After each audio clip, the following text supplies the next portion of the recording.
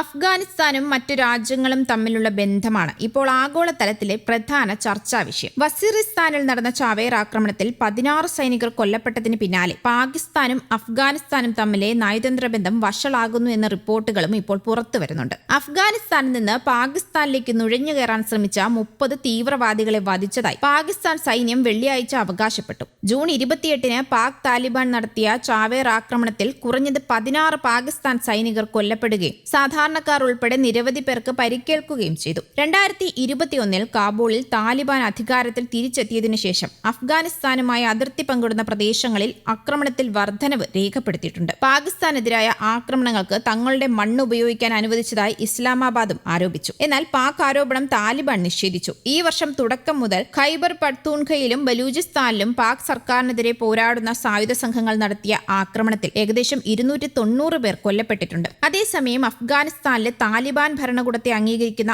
ആദ്യ രാജ്യമായ റഷ്യയുടെ തീരുമാനത്തെ സ്വാഗതം ചെയ്തിരിക്കുകയാണ് ഇപ്പോൾ ചൈന. അഫ്ഗാൻ ജനതയോട് സൗഹൃദപരമായ വിദേശ നയം പിന്തുടരുമെന്നും അവരെ ഒരിക്കലും മാറ്റി നിർത്തരുതെന്നും ചൈനീസ് വിദേശകാര്യ മന്ത്രാലയ വക്താവ് മാവോ നിങ് പറഞ്ഞു. പരമ്പരാഗതമായി ചൈനയുമായി സൗഹൃദം പുലർത്തുന്ന അയൽരാജ്യം എന്ന നിലയിൽ അഫ്ഗാനെ അന്താരാഷ്ട്ര സമൂഹത്തിൽ നിന്ന് ഒഴിവാക്കരുതെന്ന് ചൈന എപ്പോഴും വിശ്വസിച്ചിരുന്നുവെന്ന് മാവോ സിംഗ് കൂട്ടിച്ചേർക്കുന്നു. 2021-ൽ അഫ്ഗാനിസ്ഥാനിൽ വീണ്ടും അധികാരത്തിലേറിയ താലിബാൻ ഭരണകൂടം അന്താരാഷ്ട്ര അംഗീകാരങ്ങൾക്കായുള്ള ശ്രമങ്ങളിലായിരുന്നു. താലിബാൻ അധികാരത്തിലേറിയിട്ടും അഫ്ഗാനിസ്ഥാനിലെ എംബസികൾ അടച്ചുപൂട്ടാതിരുന്ന ചുരുക്കം ചില രാജ്യങ്ങളിൽ ഒന്നായിരുന്നു റഷ്യ. 2022-ൽ താലിബാൻ സർക്കാരുമായി റഷ്യ അന്താരാഷ്ട്ര സാമ്പത്തിക കരാറിലും ഒപ്പിട്ടിരുന്നു. ഇതിന് പിന്നാലെ 2025 ഏപ്രിലിൽ താലിബാനെ തീവ്രവാദ സംഘടനകളുടെ പട്ടികയിൽ നിന്ന് റഷ്യ നീക്കം ചെയ്യുകയുമുണ്ടായി. പൂർണ്ണ നയതന്ത്ര അംഗീകാരം ലഭിക്കുന്നതിന് മുമ്പ് താലിബാൻ സർക്കാർ രാഷ്ട്രീയ പരിഷ്കാരങ്ങൾ അവതരിപ്പിക്കുകയും സുരക്ഷ മെച്ചപ്പെടുത്തുകയും അയൽരാജ്യങ്ങളുമായുള്ള ബന്ധം പുനഃസ്ഥാപിക്കുകയും ചെയ്യേണ്ടതുണ്ട്. അഫ്ഗാനിസ്ഥാനിലെ ആഭ്യന്തരമോ ബാഹ്യമോ ആയ സാഹചര്യം എങ്ങനെ മാറിയാലും ചൈനയും അഫ്ഗാനിസ്ഥാനും തമ്മിലുള്ള